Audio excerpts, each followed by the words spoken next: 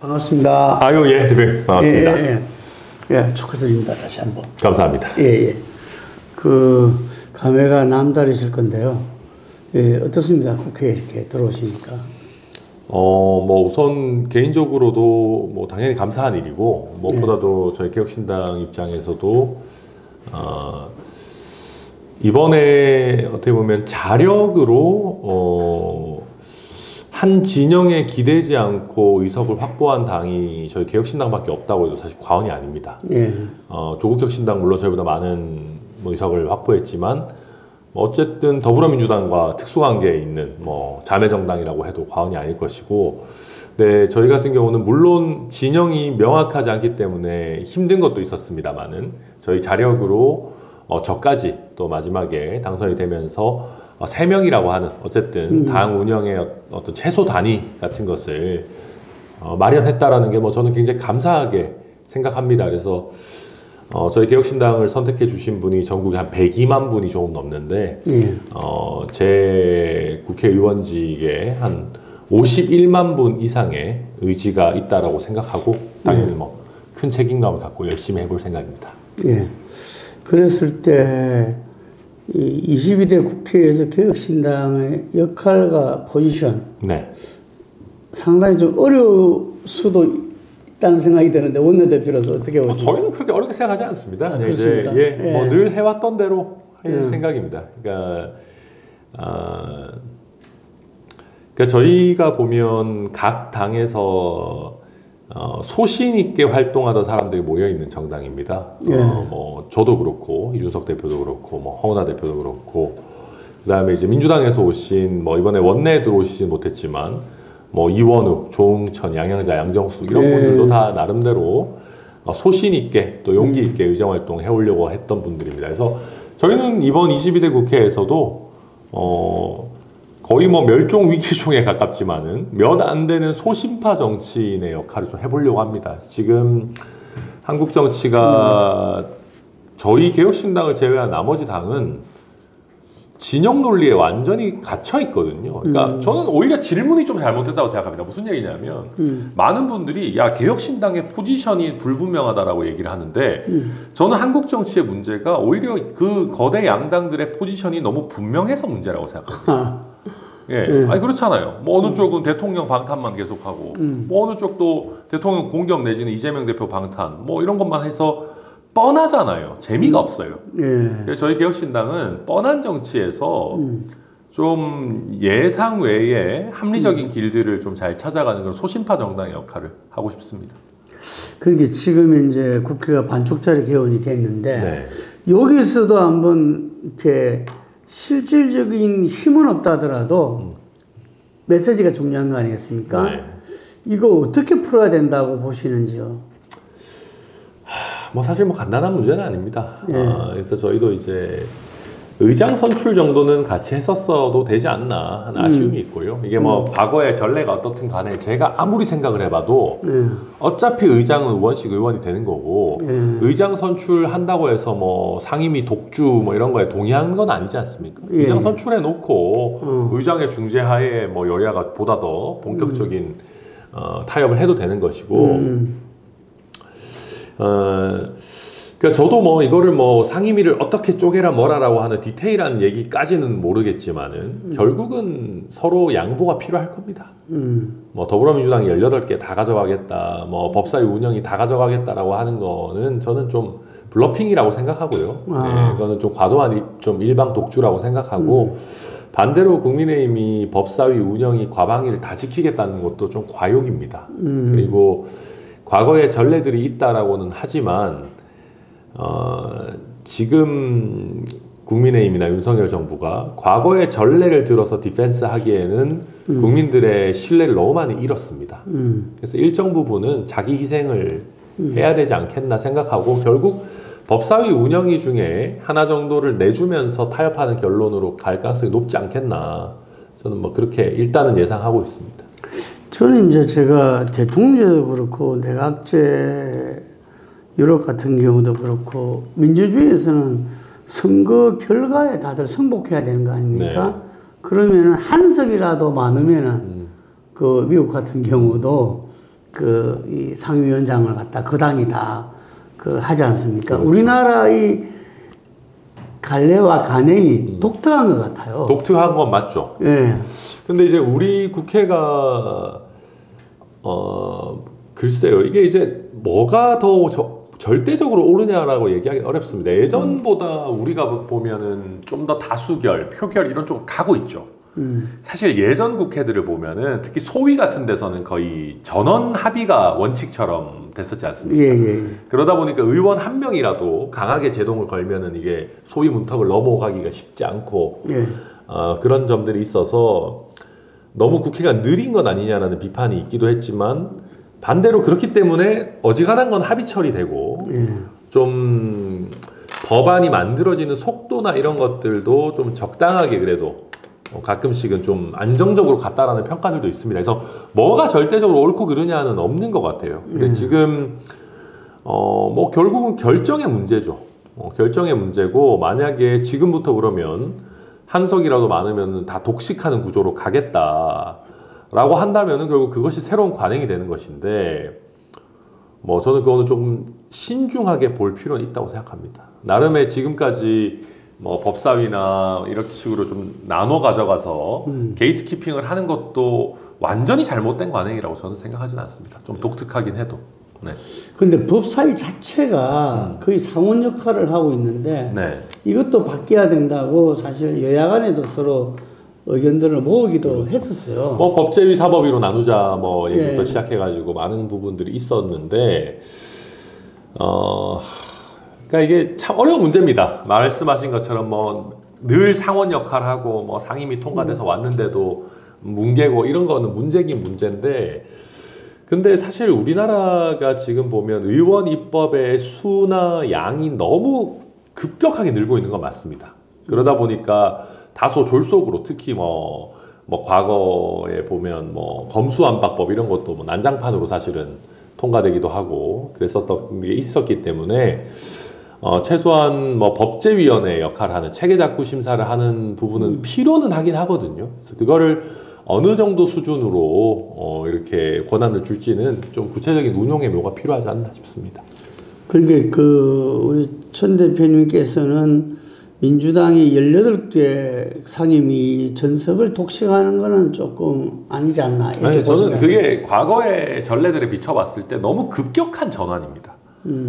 예, 그게 그러면은 이제 뭐 민주당에 그런 선언이 필요하죠. 예컨대 더불어민주당이 소수당이 되더라도 그럼 우리는 단 하나의 상임위도 요구하지 않겠다라고 하는 선언이 필요한데 그런 선언을 할 준비가 더불어민주당에 과연 되어 있느냐 저는 잘 모르겠습니다. 근데 21대 국회 처음에 민주당이 상임위 전체를 갖다가 가져갔었죠. 그러다가 이제 나중에 여론의 이제 질타를 받고 법사위를 포함한 7개를 다시 돌려주는 해프닝이 있었죠. 그러니까 그런 것들을 보더라도 지금 더불어민주당도 완전히 그러면은 한석이라도 많으면 다 독식한다라는 거를 확고한 룰로 만들 각오는 제가 봤을 때 없어 보여요. 그러니까 지금도 윤석열 대통령에 대한 비토가 굉장히 높고 이번에 총선 직후에 또 지금 뭐 민심이 심지어는 총선하고 대통령 지지율이 더 떨어지고 있는 국면이니까 정치적 부담이 크게 없겠지 하고 밀어붙이는 건데 만약에 그런 거라면 제가 말씀드린 것처럼 앞으로는 무조건 다수결로 한다 라는 각오가 스스로 있어야 되는 겁니다. 예. 근데 뭐 그런 건지는 잘 모르겠어요. 지금은 윤석열 정부를 견제해야 되니까 이번은 이렇게 해야 된다. 저는 그건 말이 안 되는 소리라고 생각합니다. 민주당에서 계속 내세운 게 국회 법대로를 이야기하고 있습니다. 그건 어떻게 보십니까? 그 이제 마찬가지인 거죠. 우리 국회 법에 수많은 절차적인 규정들이 있습니다. 그런데 그거를 100% 다 준수하지는 않아요. 네, 뭐 현실적으로 관행의 문제나 여야 합의에 의해 가지고 유동적으로 운영해 온 부분들이 굉장히 많습니다. 그러다 보니까 저는 이번에 그러니까 제가 말씀드린 그런 겁니다. 이번에 법대로 하자라고 했을 때 그럼 앞으로는 그럼 모든 것을 다 그렇게 할 것이냐. 저는 그렇게 간단한 문제라고 생각하지는 않습니다. 네. 그리고 국민들도 그거 그렇게 생각 안 하실 겁니다. 지금 수십 년 동안 원구성은 나름대로 밀고 당기기 협상을 해왔고 승자 독식이 아니고 어느 정도의 뭐 균형점을 찾아가지고 타협해오는 거를 수십 년간 그렇게 제도를 운영해 왔는데 왜 그러면 이번만 다르게 해야 되냐? 앞으로 그럼 계속 바뀔 거냐? 저는 명확하지 않다고 생각합니다. 민주당이 하려면은 그 소수당일 때 이제 상임위원장은 다수당한테 완전히 네. 하는 걸 선언을 할 각오가 돼 있어야 된다. 그렇죠. 이런 이야기네요. 네. 네. 그리고 22대 국회가 이 민생 국회라기보다는 출발부터 특검 국회 아니냐. 그만큼 이제 거부권 행사 때문에 특검이 지금 지체되어 있는 이런 상황이잖아요. 네. 근데 어떻게 보면은 이거는 그 기승전 특검, 이렇게 국회 기능이 특검처럼 잘못 될 수도 있는데, 물론 검찰이 자초한 면도 있죠, 분명히. 어떻게 보십니까? 분업을 해야죠. 예. 네, 그러니까 이제 뭐 사실은 우리 여러 상임위가 동시다발적으로 돌아가기 때문에 특검 때문에 민생이 마비된다라는 거는 저는 과장이라고 생각합니다. 예. 벌써 지금 100여 건이 넘는 법안들이 뭐 발의가 되고 있고 각처 소관 상임위 나눠가지고 진도가 나갈 겁니다. 특검에 이제 많은 분들의 눈길이 쏠려 있어서 그렇지 국회가 특검만 하고 있는 건 아닙니다. 그래서 그거는 조금 과도한 국민의힘의 좀 프레임이라고 생각을 하고요. 그리고 저는 최상병 특검 같은 경우는 특히나 이게 민생과 과연 동떨어져 있나 저 그렇게 생각하지 않습니다. 아, 예. 왜냐하면 최상병 특검 같은 경우에 장병 한 사람의 목숨이라는 것 내지는 그와 관련한 진상이라고 하는 것이 높으신 분들의 이 어떤 운명보다 중하다라는 걸 보여주는 게 저는 그것이 안보에 직결된다고 보거든요. 그러니까 이게 시대 변화에 따라가는 거죠. 옛날에는 우리가 뭐 군대 가면 뭐 사람 뭐 좀 다치고 뭐 할 수도 있지. 그리고 그거 가지고 뭐 사단장 뭐 누구 책임지라 하기 시작하면 어떻게 하냐. 이런 마인드가 팽배했던 거죠. 근데 지금은 사람 한 사람의 목숨이라는 게 사실 훨씬 더 중하게 다뤄지는 시대가 됐습니다. 그래서 저는 최상병 특검은 뭐 안보 문제와 특히 뭐 해병대 지원자가 급감했다고 하는데 직결돼 있으니까 이거 뭐 민생과 별개다 이렇게 얘기할 건 아닌 것 같고요. 다만 말씀하신 것처럼 특검이 너무 인플레이션 되는 거는 저는 굉장히 반대입니다. 뭐만 하면은 특검하자 하는 거는 말이 안 되잖아요. 뭐 예를 들면 이화영 무슨 대북 송금 사건을 특검하자. 이화영 수사 과정에서 회유와 직권 남용 있었는지 특검하자. 뭐 그것까지 합니까? 그리고 진행되고 있는 사건이고 이미 지금 재판을 하고 있는데 만약에 진술서가 뭐 압박에 의해서 작성된 거고 뭐 이런 거면 판사가 보고 거르겠죠. 어지간하면 종합적으로 판단할 거고 지금 이재명 대표와 연관된 수사하는 검사들에 대해 가지고 특검까지 하자라고 하는 거 이건 누가 봐도 방탄 느낌 나거든요. 이런 거 하면은 저는 오히려 정말 필요한 최상병 특검이나 김건희 여사 특검에 동력이 빠진다. 좀 이상한 특검 하자는 거 좀 하지 말자. 뭐 한동훈 특검도 그거 굳이 왜 합니까? 저는 그래서 그런 쓰잘데기 없는 자꾸 특검 숫자 늘리게 되면은 국민들도 피로감을 느끼시고 특검이 진짜 필요한 게 아니고 그냥 이거 뭐 정쟁이구나 이거 그냥 공격하려고 하는구나 이렇게 느끼실 거라 가지고 저는 좀 야당들도 좀 착착해야 된다. 오버하면 안 된다 이렇게 생각합니다. 김건희 특검은 그러면 찬성하시는? 저희는 뭐 늘 찬성해 왔었습니다. 네. 근데 이제 만사를 다 특검해야 되느냐 부분은 저희도 좀 따져보려고 합니다.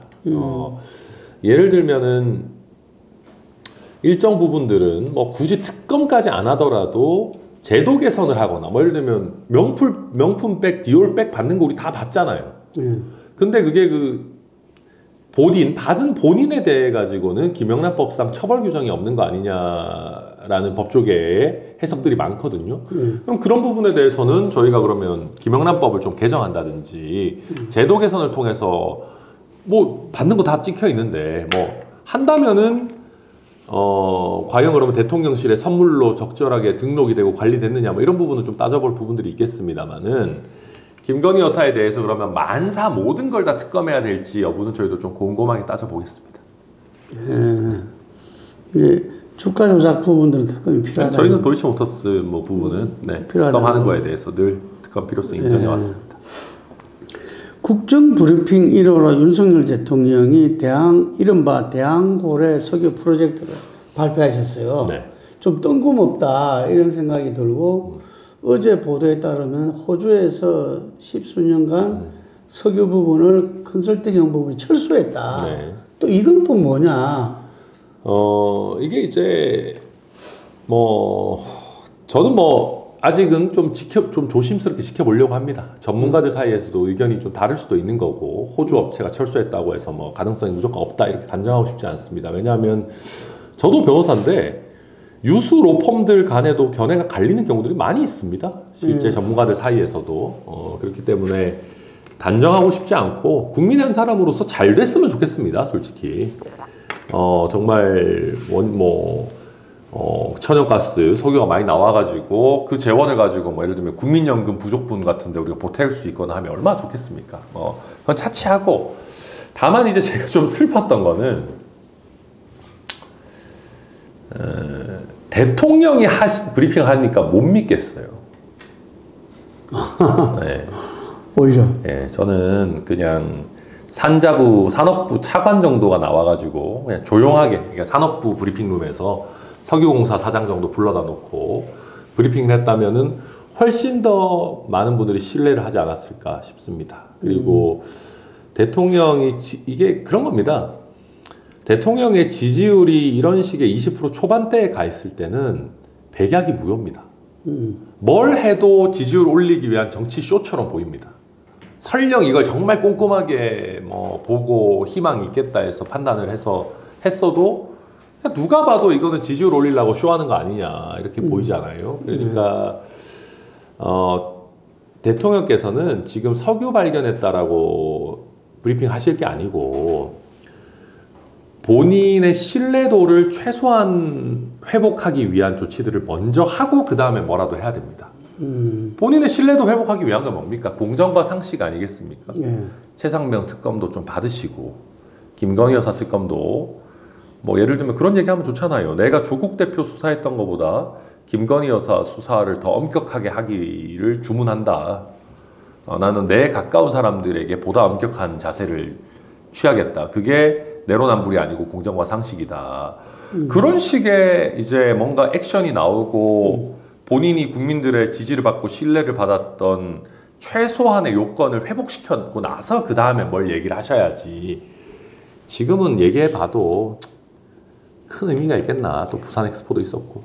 근데 그 대통령실 특별감찰관과 제2부속실 네. 본인들 입에서도 이야기를 했는데 왜 안 하고 있다고 보십니까? 감찰 받으실 분의 동의를 못 얻었든지 본인들이 하기 싫든지 그런 거 아니겠습니까? 이게 말씀하신 최소한의 신뢰 회복을 위한 최소한이잖아요. 그럼요. 그리고 이제 최상병 특검이나 김건희 여사 특검법을 바로 받으면 좋겠지만 그게 지금까지의 스탠스에 비춰서 쉽지 않다면 말씀하신 것처럼 제2부속실 설치도 설치지만 특별감찰관 임명은 좀 하면 좋거든요. 지금 특별감찰관은 몇 년째 문재인 정부 때부터 지금 계속 공석으로 놔둬가지고 예산만 나가고 거기 특별감찰관 있는 제가 사무실을 아는데 거기 안내하는 공무원이랑 몇 명만 와서 할 일 없이 앉아 있어요. 임대료는 임대료대로 나가고 말이 다 됩니까 그게? 그러니까 저도 특별감찰관이나 또 민정수석실에서 대통령 가족들, 친인척들 감찰하는 기능을 좀 적극적으로 수행하면 조금은 낫지 않겠나 생각합니다. 금방 말씀하신 대로 이 대통령 지지도가 지난주에 한국갤럽에서 21%로 나왔는데요. 백약이 이게 무효다 이럴 정도로 지금 지지도는 국정 수행에 빨간불이죠. 실제로 21%까지 내려간 거는 그랬을 때 정청래 민주당 최고위원도 탄핵 열차는 출발했다. 우리 이준석 대표도 전 대표도 탄핵 익스프레스 탔다. 이런 이야기가 있는데. 얘기를 했죠. 그런데 정말 민심을 들어보면은 정말 이 부분에 대해서 자연스럽게 나와요. 이게 심각합니다. 그리고 심각하고 이게 이제 특히 심각한 게 사회 활동을 하는 모든 연령대에서 대통령 지지율이 진짜 어마어마하게 낮습니다. 사회 활동을 하는. 그러니까 이제 70대 이상에서 대통령 지지율이 그나마 유지가 되고 있는데 문제는 70대 이상 분들의 여론이 중요하지 않다는 게 아니고 예. 대체로 우리가 직장에서는 그 이하 연령대 사람들이 직장 생활하고 뭐 밥 먹으면서 가끔 가다가 뭐 YTN 나오면은 정치 얘기도 좀 하고 그런 거지 않습니까? 그러면 70대 이상의 연령층에서 대통령을 감싸주고 싶어도 그게 우리 사회의 직장에서 사회생활의 영역에서 그게 그렇게 돌질 않아요, 잘 그 여론이. 그러다 보니까 아마 지금 예를 들면은 직장인들 회식한다 그러면 한 10명 모여서 삼겹살 먹으면은 그 중에 대통령 마음에 든다고 하는 사람이 한 명 정도일 겁니다. 왜냐하면 전체 지지율이 20%인데 제가 20, 30대, 40대 지지율 거의 한 자릿수. 그렇죠. 예, 10% 초반 막 이렇게 나오거든요. 그럼 뭐 2명이라 칩시다. 많이 잡아서 그나마. 근데 그러면 8대2로 싸우는 건데 이게 여론에 이게 되겠습니까? 예, 그러면 계속 대통령에 대한 안 좋은 인식만 확대 재생산이 계속 되겠죠. 그러니까 이 흐름을 깨야 돼요. 근데 이 흐름 어떻게 깰 거냐 하면은 이제는 말로 안 돼요. 행동으로 해야 되고 행동 중에서도 어퍼컷으로 될 게 아니고 반성과 자기 희생으로 해야 되는 단계에 이르렀어요. 근데 그걸 할 생각이 없으시니까 뭐 어려운 상황이죠. 총선 이후에 상당히 변화에 대해서 기대도 했지 않습니까? 그런데 오히려 더 마이웨이는 더 굳건해지는 것 같은데. 그렇죠. 그러니까 이게 이제 아까 원구성 협상이랑도 맞닿아지는 문제인데 대통령도 그렇고 국민의힘도 그렇고 진 사람들 같지도 않고 불쌍해 보이지도 않아요.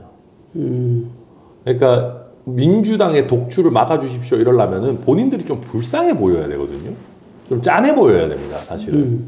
근데 뭐 대통령 오셔가지고 어퍼컷 하시면서 뭐 여당의 비대위원장은 뭐 108석도 적은 숫자가 아니다. 우리는 뭐 대통령이 있다.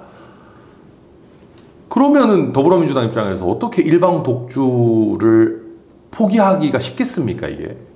거기서 아직 정신 못 차리고 있는데. 그렇지 않습니까? 그래서 저도 대화 협상 더 해야 되고 여당도 숨쉴 공간 열어줘야 된다 이런 얘기를 하지만 별로 이게 저도 별로 도와주고 싶은 생각이 안 생기고 말에 힘도 잘 안 붙어요. 본인들이 뉘우치지도 않고 반성하지도 않고 불쌍해 보이지도 않는데 제가 그걸 왜 도와줍니까, 사실은. 그러니까 이런 본질적인 문제가 있고 대통령도 마찬가지입니다. 지금 이 정도 지지율에 집권 지금 아직 3년도 안 돼가지고 이 정도 여당이 참패했다 그러면은 정말로 진지하게 권력의 상당 부분을 내놓으면서 거국 내각을 하자고 하든 아니면 뭐 저도 많이 주장하고 있지만 임기를 단축하는 한이 있더라도 뭐 중임제 개헌 뭐 내지 대선 결선 투표 도입 같은 뭔가 제7공화국의 문을 열 테니 내가 궁극의 자기 희생을 할 테니 야당도 한두 가지만 그러면 우리 국정에 좀 협력해다오. 연금 개혁이라도 합시다. 뭐가 이런 게 나와줘야 되잖아요.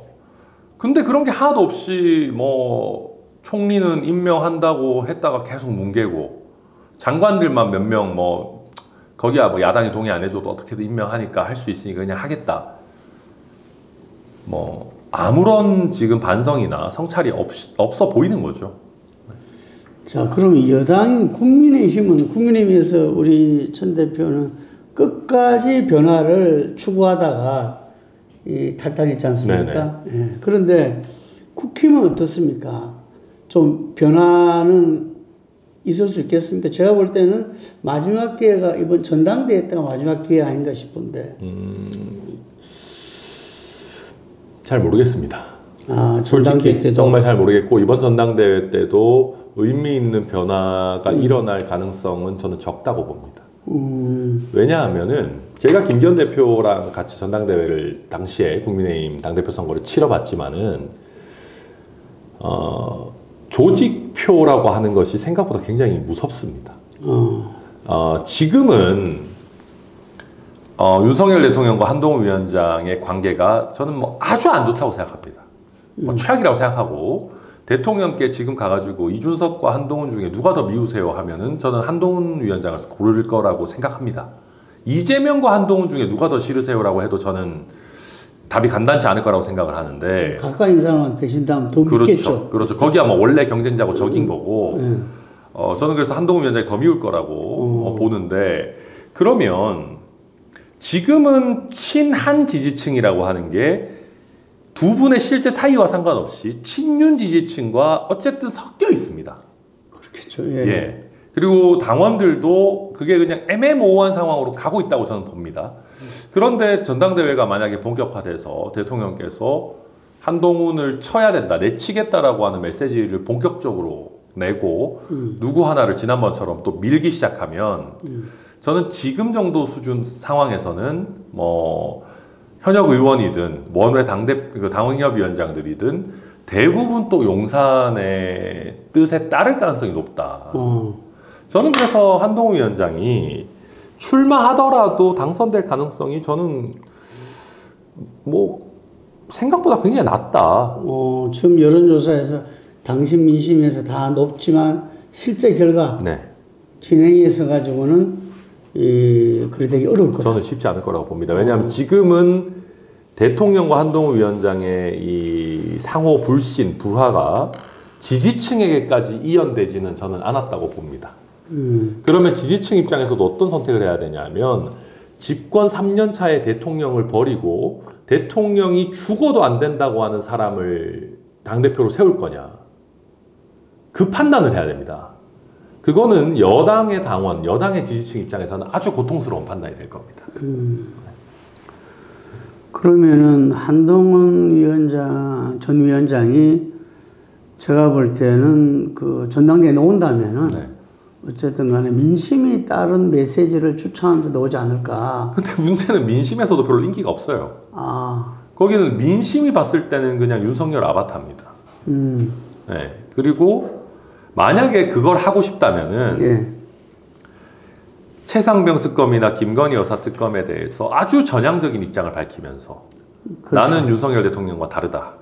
내가 공정과 상식을 회복하겠다라고 완전히 새로운 깃발을 들면서 나오는 게 그나마 유일한 수인데 그렇게 되면은 저는 당심에서 처참한 결론을 받게 될 수도 있다고 생각합니다. 배신자 프레임에 또 들어가게 되겠죠. 그래서 이러지도 저러지도 못하는 상황에 빠질 가능성이 저는 굉장히 높다. 그렇게 보여집니다. 그리고 한번 생각해 보십시오. 이거는 우리가 국민의힘 전당대회 얘기를 너무 많이 할 건 아니지만은 한동훈 위원장이 갑자기 나는 윤석열 아바타가 아니에요라고 튀어나오는 거랑 유승민 전 대표가 꾸준히 결이 다른 메시지를 내왔던 것 중에 누가 민심에서 더 큰 호응을 얻겠습니까? 예. 민심은 유승민 의원이겠죠. 저는 그래서 한동훈 비대위원장 입장에서는 약간 이러지도 저러지도 못하는 샌드위치 신세가 될 가능성이 되게 높다. 친윤을 등에 업은 조직표에서는 뭐 예를 들면 나경원, 원희룡 같은 분들한테 밀리고 민심에서는 유승민 전 대표에게 밀려가지고 약간 컨셉 자체가 굉장히 애매해지는 그런 결과를 받아볼지도 모르겠다. 저는 예상합니다. 근데 지금까지 우리 이제 아마 3년 남아서 좀 길지만 어쨌든 간에 그 현직 대통령과 여당 관계가 이 이후에 다음 자기 권력에 있어서는 맞서고 서로 그렇죠. 대통령 탈당 요구도 있었고 또 탈당도 많이들 했어요. 네. 이게 그게 저는 멀잖아 전개되리라 보는데 저도 그렇게 생각합니다. 국힘이 살려면은 근데 저는 그것도 참 구태라고는 생각을 합니다. 어쨌든 간에 뭐 어제까지는 결사옹위하다가 갑자기 선거 다가와가지고 대통령 탈당해라 이것도 참 구태스러운 모습이긴 합니다만은 뭐 저는 그래서 거듭해서 여러 번 말씀드리는 게 최상병 특검법 22대에서는 100% 통과될 거라고 생각합니다. 왜냐하면 대통령한테 딱 명확하게 각을 세우고 국민들께 달라졌다라는 걸 보여드리려면은 미래 권력이 나와서 깃발 들고 한 10명 이상의 국민의힘 의원들을 처음에 시작하는 단계에서 규합해서 특검법 통과시키자. 이거 언제까지 대통령한테 대통령의 방탄을 위해서 끌려와서 안 된다 하면서 튀어나오는 타이밍이 저는 있을 거라고 봅니다. 시간의 문제일 것이다. 네, 그 전당대회 전에야 의미가 있지 않겠습니까? 그 정도로 용기가 있는 사람들이 있을지 모르겠습니다. 네. 용기 있는 사람들이 대체로 다 개혁신당에 와 있어가지고. 근데 안철수 의원은 추천을 하는데 힘은 없는 것 같아요. 안철수 의원에 대해서 제가 너무 박하게 평가하고 싶지는 않지만 안철수 의원이 하자 그러면 누가 따라 할지 저도 잘 모르겠습니다.